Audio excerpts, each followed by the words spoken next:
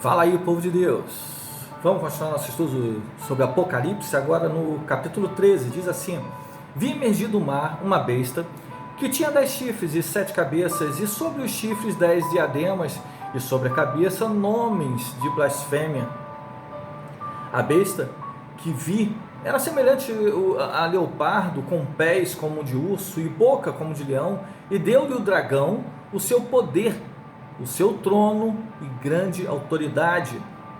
Vamos parar aí só para lembrar que no estudo anterior nós entendemos que o dragão, ele é a figura, lembra que tudo são linguagem figurada, é simbolismo que nós temos que entender dentro de Apocalipse, né? E que cada visão, cada vez que nós nos aprofundamos, nós temos o mesmo olhar para a vinda do Senhor com um foco diferente. Agora a gente está entrando num foco espiritual e você fica atento a isso, porque o nosso mundo natural ele é regido pelo mundo espiritual. Então fica atento, né? E atento também a essas representações. A representação do dragão, esse que deu poder à besta, que deu o seu trono, que deu autoridade, é o próprio diabo que deu esse poder à besta. Mas quem é a besta? A besta seria o próprio anticristo.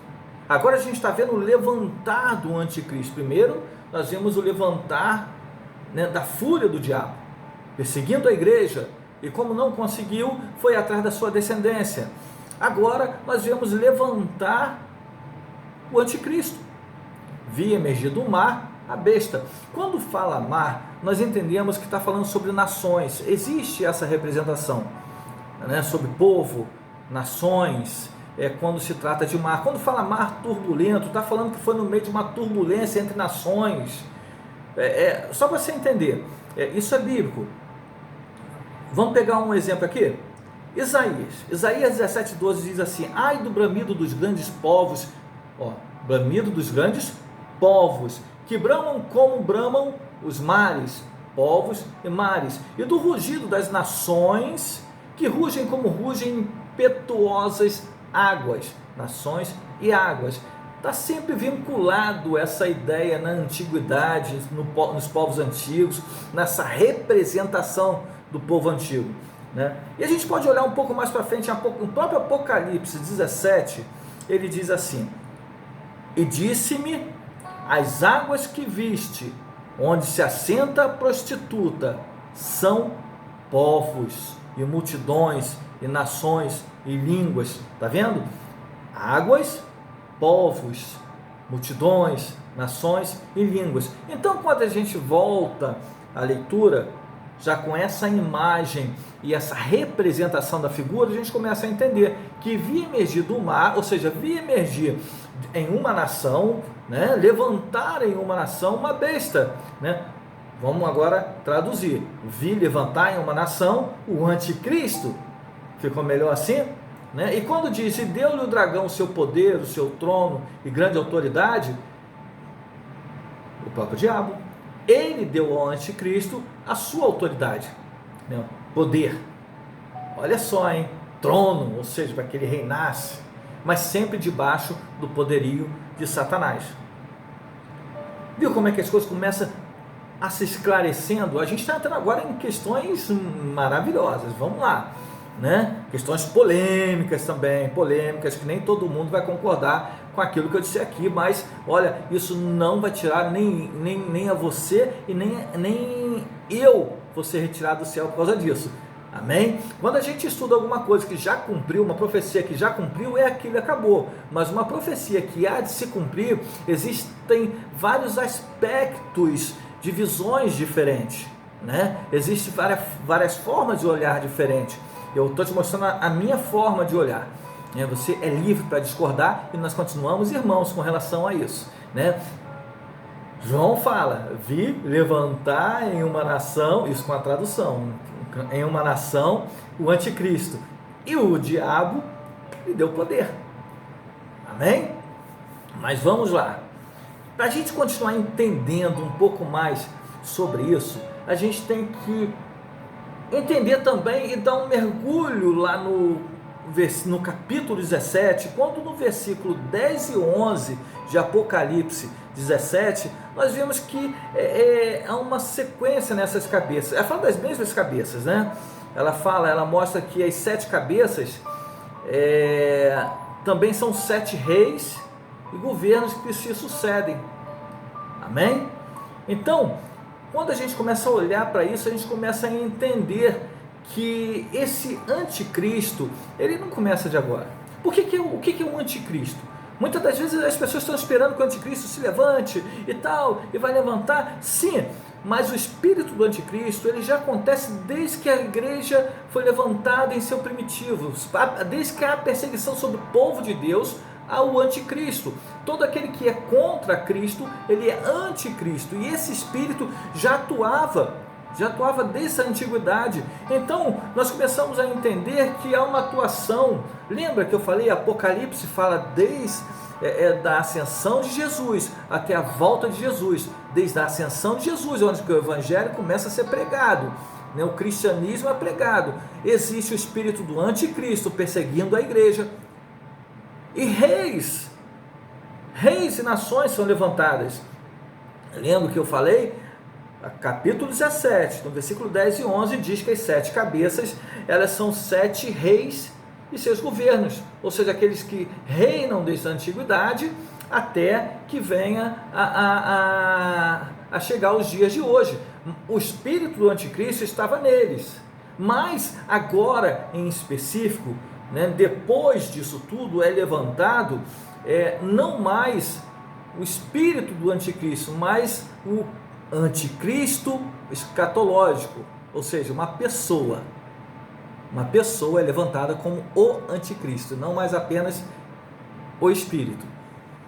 Muita gente discorda, há linhas teológicas que discordam, acham que quando o anticristo chegar não vai ser uma pessoa, mas vai ser um governo em si, vai ser uma ideia em si, né? Uma prática de governo que será o anticristo. Mas eu não acredito muito nisso não, até porque eu vou te explicar por quê, né? Mais na frente um pouquinho. Vamos lá, continuando a leitura aqui. Então, viu uma de suas cabeças como golpeada de morte, mas essa ferida mortal foi curada, e toda a terra se maravilhou seguindo a besta, ou seja, seguindo o anticristo.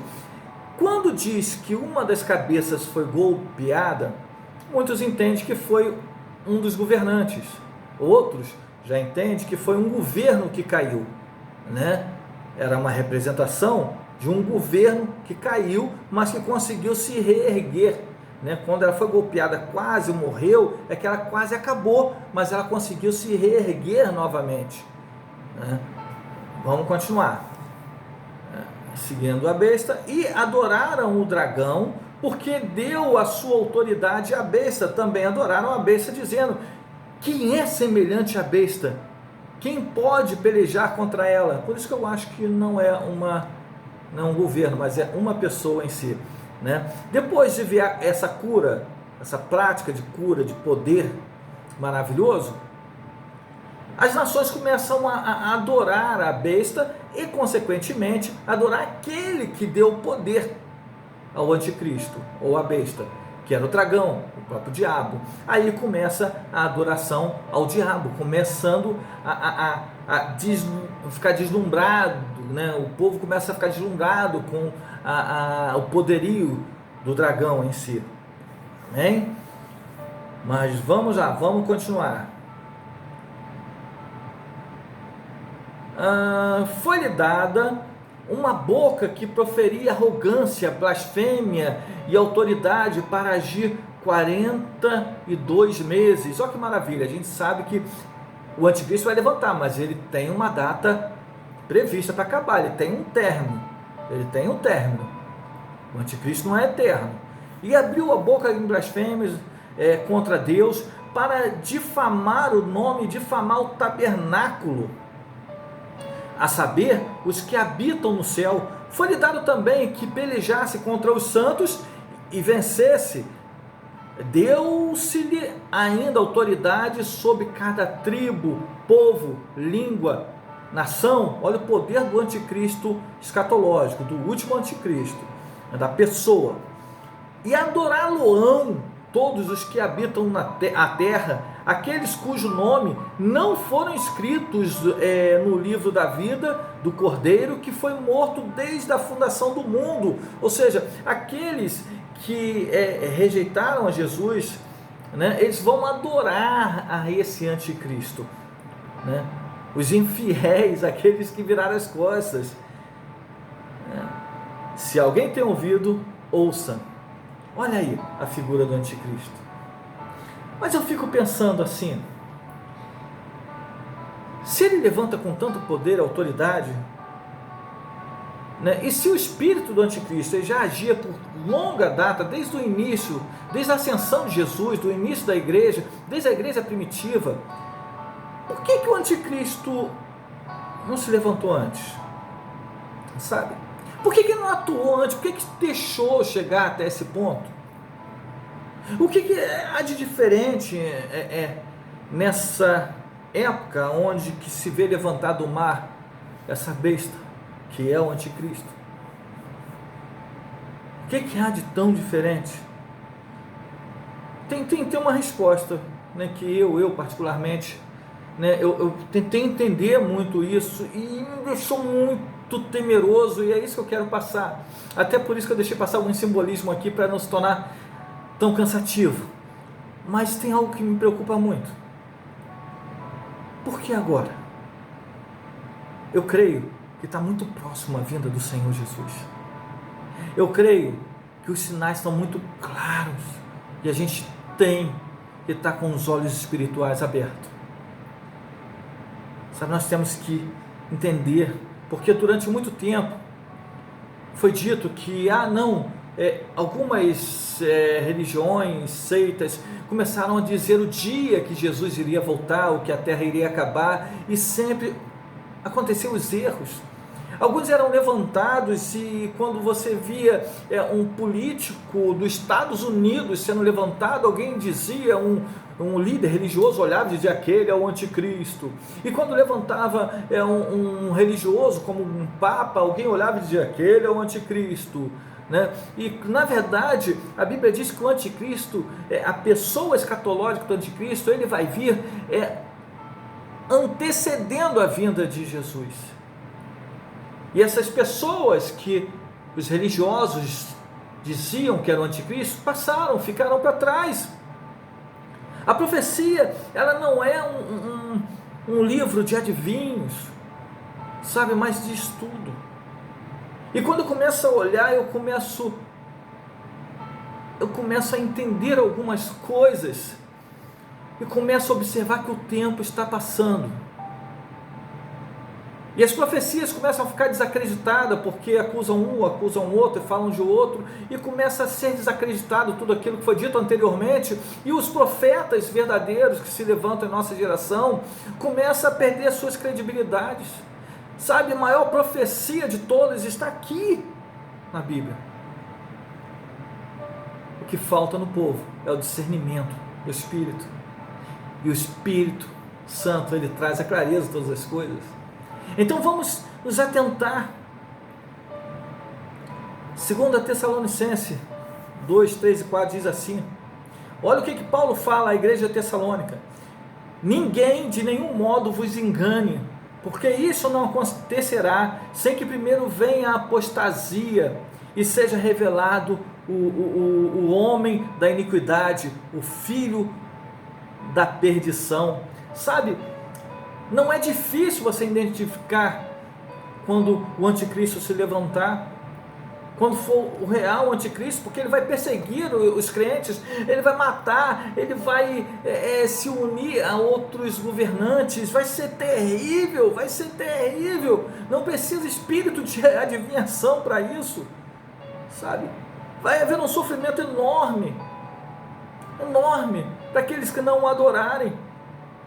E Paulo dizia, olha, estão dizendo, na época já se falava que Jesus estava vindo, e já acusava alguns de ser esse espírito, não sei o que passava na cabeça deles, mas Paulo já dizia, olha, de nenhum modo vos engane, não se deixe enganar por falácia, não se deixe enganar por homens que querem aparecer contando histórias, fábulas. Não, Ele diz porque Jesus não vai voltar antes que aconteça isso primeiro, antes que venha a apostasia e seja revelado o homem da iniquidade, que é o anticristo. Aí continua dizendo, o qual se opõe e se levanta contra tudo que se chama Deus. Olha quem é ele. Ou é objetivo de culto, tudo que for culto, tudo que for para Deus, ele vai se levantar, ele vai travar, ele vai parar, ele vai usar o governo, ele vai usar o poder para isso, sabe, o poder político para isso, a ponto de assentar-se no santuário de Deus. Ele vai blasfemar, ele vai querer tomar o posicionamento de Deus, ele vai querer usurpar a glória de Deus para ele, e diz ostentando como se fosse o próprio Deus. Eu ainda não vi ninguém assim, sabe? Mas me preocupa, porque com o tempo a pregação ela vai perdendo a sua credibilidade por causa de tantas falácias. E tem uma coisa que